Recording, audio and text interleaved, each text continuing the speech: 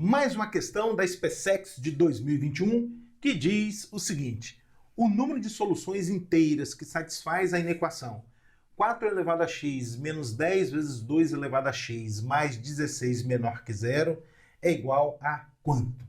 Então tá, pessoal, o problema está perguntando para a gente quantas são as soluções inteiras dessa inequação.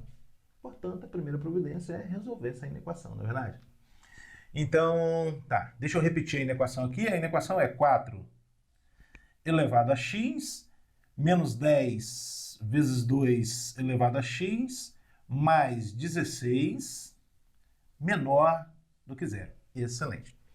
Bom, observe que o 4 é 2 ao quadrado, portanto, o 4 elevado a x é 2 elevado a 2x, tá? Então, aqui vai ficar ó, 2 elevado a 2x menos 10 vezes 2 elevado a x mais 16 menor do que zero. Bom, pessoal, observe que no primeiro membro dessa inequação estão aparecendo coisas semelhantes. Observe, aqui tem 2 elevado a x, aqui tem 2 elevado a 2x. Toda vez que você se deparar com uma situação como essa, convém a gente fazer uma substituição. Qual substituição? A seguinte: 2 elevado a x, 2 elevado a x,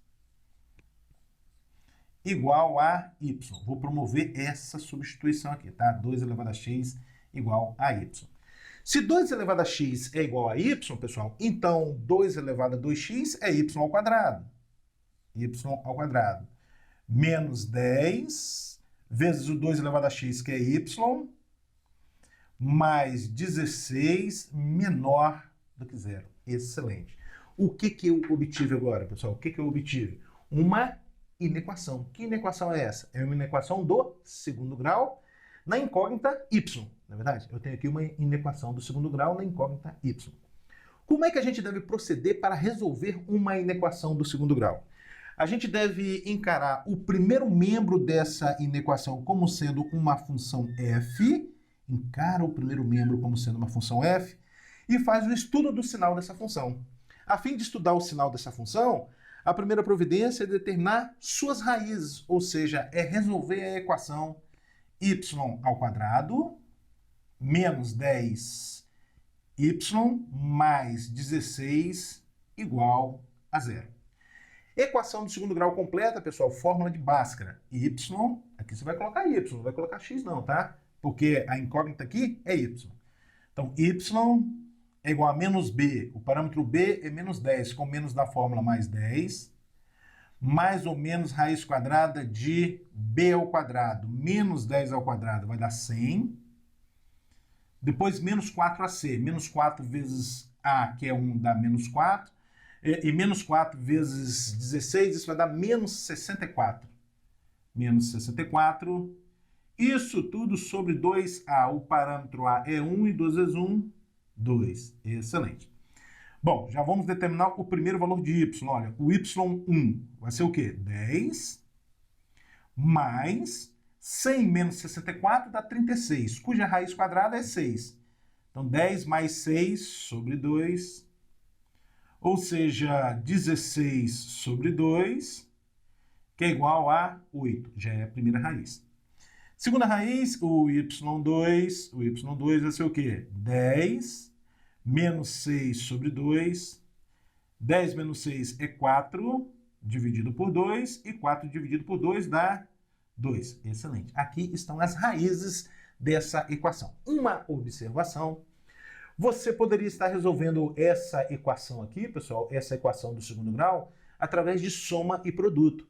Resolver uma equação do segundo grau como essa, no fundo, consiste em achar dois números, né, o y1 e o y2, tal que a soma desses dois números dá o b com o sinal trocado. A soma tem que dar 10.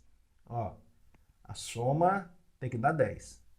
E o produto desses dois números tem que dar exatamente o valor de c, que é 16. Ó. O produto tem que dar 16. Observe, a soma dos dois números dá 10 e o produto dá 16. Poderia estar fazendo assim também, que você até ganharia um tempinho aí na sua prova, tá?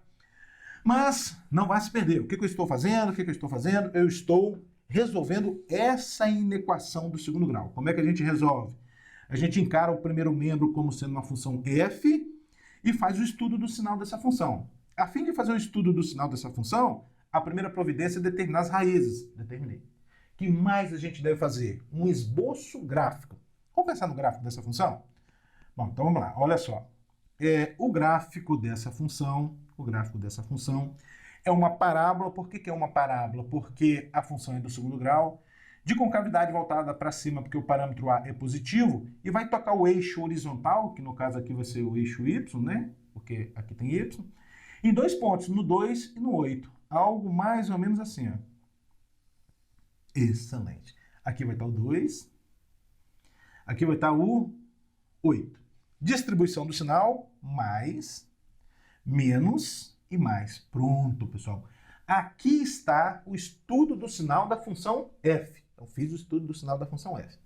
É nesse momento que você vai olhar para o sinal da inequação menor do que zero.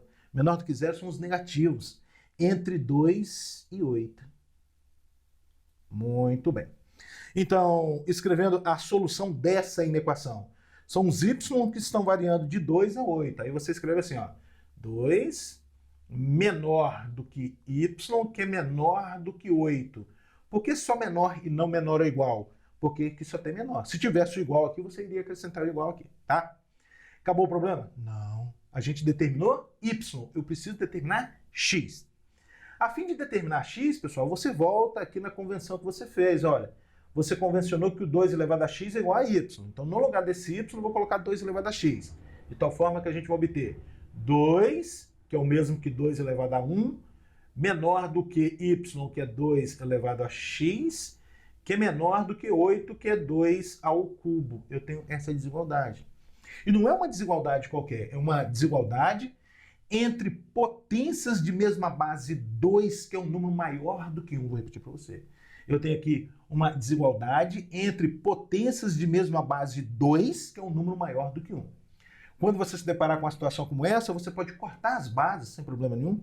Corta as bases e mantém o sinal da desigualdade.